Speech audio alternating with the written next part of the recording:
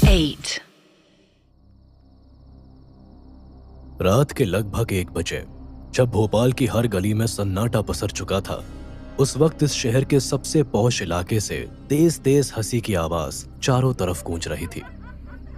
ये आवाज एक सफेद रंग के आलीशान से अपार्टमेंट में से आ रही थी, जैसे कि इस अपार्टमेंट में रहने वालों को किसी उल्लू की लत लग गई हो और इन्होंने मिलकर सभी कॉलोनी वालों को जगा के रखने का जिम्मा उठा लिया हो।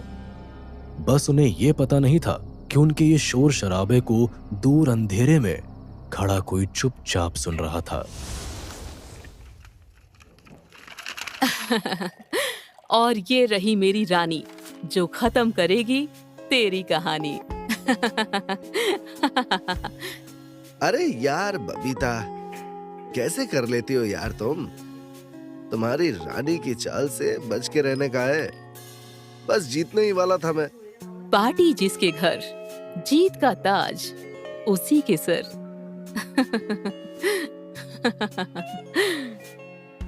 उम्र करीब 39 साल, रंग गेहुआ और चेहरे पे एक शातिराना हंसी। कांजीवरम साड़ी पहने बबीता किसी छोटी मोटी नेता से कम नहीं लगती थी। बातें करने में उसे महारत हासिल थी, जैसे कि माइक देखते ही वो 2 शब्द का स्पीच तुरंत दे देगी। और जितनी वो बातें बनाने में माहिर थी, उतना ही ताश के खेल में शातिर भी। कभी कभी आपको पता भी नहीं चलेगा कि वो ताश की चाल खेल रही है या आपकी जिंदगी से। हर संडे की तरह उसने इस संडे भी शहर के कुछ अमीर और मशहूर लोगों को अपने घर कार्ड पार्टी पे बुला रखा था।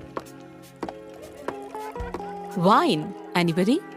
पहले तो मुझे इस हार से उबरने के लिए 1 गिलास ठंडा पानी पीना पड़ेगा, तभी मैं आगे कुछ पी पाऊंगा। अभी कम ऑन, ये ड्रामा बंद करो आप और बताओ what would you like to have? Forget wine, come let's smoke up. बहुत बढ़िया स्टफ है मेरे पास। 45 साल की उम्र में भी अभिनंदन के वो सारे शौक थे जो एक 25 साल के बेबाक लड़के के होते हैं। खूबसूरत लड़कियां, पुरानी वाइन और बढ़िया माल। उनकी हरकतों को देख के लगेगा नहीं कि वो एक्स एमएलए रह चुके हैं और ऑपोजिशन के एक एक्टिव रिप्रेजेंटेटिव भी। उनके शरीर पे सफेद कुर्ता बस दिन के रोशनी में चढ़ता है और रात होते ही नशे में उतर जाता है। मगर जो भी है, अभिनंदन वर्मा है तो शक्ल से हसीन भी और दिमाग से ज़हीन भी। ज़हीन बोले तो इंटेलिजेंट। इधर जहां अभिनंदन वर्मा अपनी उंगलियों का हुनर दिखाते हुए माल रोल करने में बिजी थे, वहीं दूसरी तरफ एक कमरे से किसी आदमी के गुनगुनाने की आवाज आ रही थी।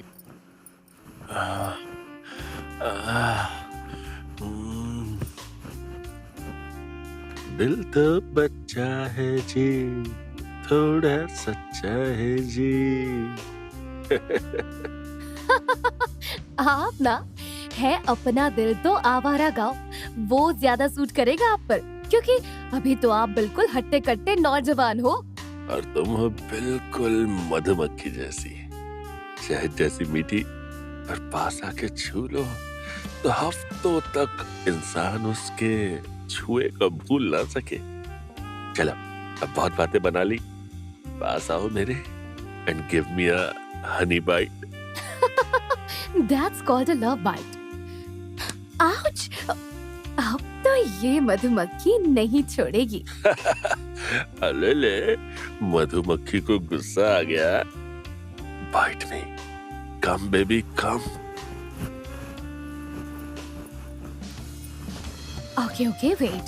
First a glass of a blended whiskey, ताकि आपको ज्यादा दर्द ना हो। शालिनी ग्लास में थोड़ी सी विस्की लेकर इस 35 साल के आदमी के पास आके बैठी थी और खुद अपने हाथों से थोड़ी थोड़ी विस्की उसे टीज करते हुए पिलाने लगती है। फिर वो अपने पर्स से एक छोटी मिरर निकालकर अपनी लिपस्टिक फिक्स करती है और उस आदमी के गले पे एक लव बाइट देती है।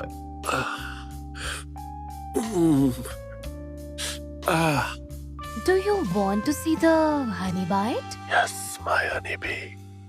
अभिनंदन ने अब तक 2 ग्लास वाइन माल के एक एक कश के साथ गटक ली थी।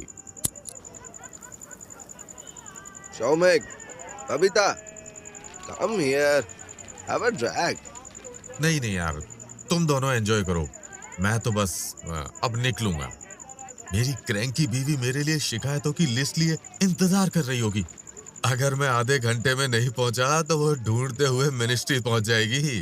अरे यार, ये आज भी निकलने की तैयारी में है।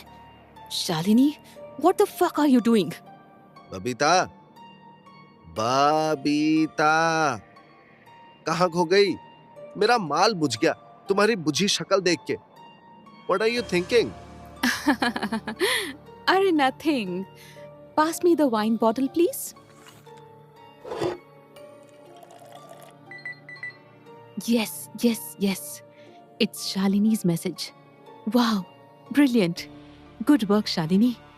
अरे अभी तो तुम्हारी शक्ल पे 12 बजे थे और अब सुबह के सूरज की तरह चमकने लगी। You are unpredictable. So are you. क्या माल बनाया है तुमने? मूड कैसे अच्छा नहीं होता? हाँ, वैसे अपना शो भी कितना बड़ा अय्याश है ना। कभी कभी मैं सोचता हूँ कि इसके बीवी बाल बच्चों को इसकी असलियत पता लग गई तो क्या होगा इस बेचारे का। वो तो मेरे हाथ में है। फिलहाल तो ये बच गया, मगर कब तक? मतलब बबीता, कभी कभी तो लगता है तू मेरी बड़ी बहन है, आधी बातें मुझसे छुपा लेती है। नहीं नहीं, मेरा मतलब ये कि हम अच्छे दोस्त हैं और मैं अपने दोस्तों का राज अच्छे से रखना जानती हूँ। किसी को कैसे पता लग जाएगा कि शौमिक कैसे मेरे एनजीओ के स्टूडेंट्स के साथ फ्री होता है।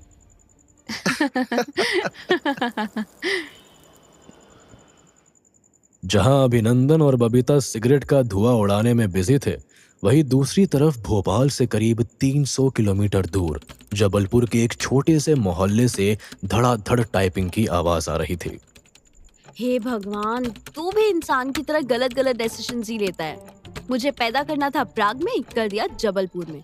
मतलब मेरे मोहल्ले को तो कोई जानता भी नहीं होगा। शक्ति नगर नाम का ही बस शक्ति है, बाकी हर मामले में कमजोरी है। घर के आगे नाले के ऊपर ढक्कन नहीं, गली में ढंग का स्ट्रीट लाइट नहीं और डिजिटल इंडिया के बावजूद वाईफाई की रफ्तार नहीं। एक प्राग की फोटोज भी बंदा घर बैठे बैठे ढंग से देख ही नहीं सकता। हद है। कितना सुंदर है यार प्राग। कब आएंगे पैसे और कब मैं जाऊंगी?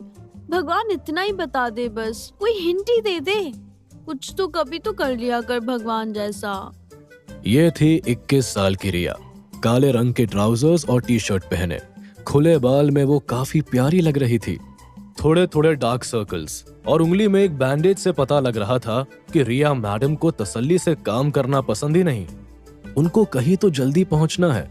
कुछ तो रेस चल रही है उनके मन ही मन के अंदर। रिया एक लंबी सी सांस लेकर सोने की तैयारी शुरू करती है कि तभी उसके मेल का नोटिफिकेशन बजता है। साला इतनी रात में कौन बजा? व्हाट्सएप तो मैंने सिस्टम से लॉग आउट भी कर दिया था। फिर कौन है? देखो तो जरा। यार दीदी, टिपटिपाना बंद करो। बहनचोद, रात में भी बंदा सुकून से नहीं सो सकता। मुंह बंद कर, उल्टा घूम और सो जा दोबारा। और सुन, इतनी तकलीफ है ना तो बनवा ले अपने लिए अलग से कमरा छत पर। सुकून से सोने की ना औकात होनी चाहिए बेटा। इससे तो बात ही करना बेकार है। चुप कर, डिस्टर्ब कर दिया ना खामखा।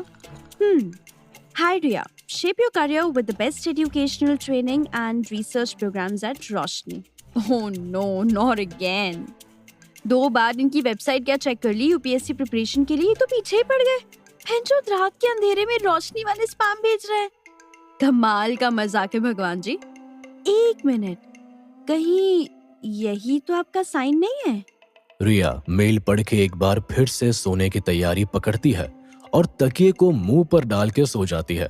उसके लैपटॉप पे 2 से 3 नोटिफिकेशंस और आते हैं, मगर तब तक रिया बेहोशी की नींद सो चुकी थी और उसकी जगह सौरभ, उसका छोटा बिगड़ैल टीनेजर भाई, बिस्तर पे कल्टियां मार रहा होता है।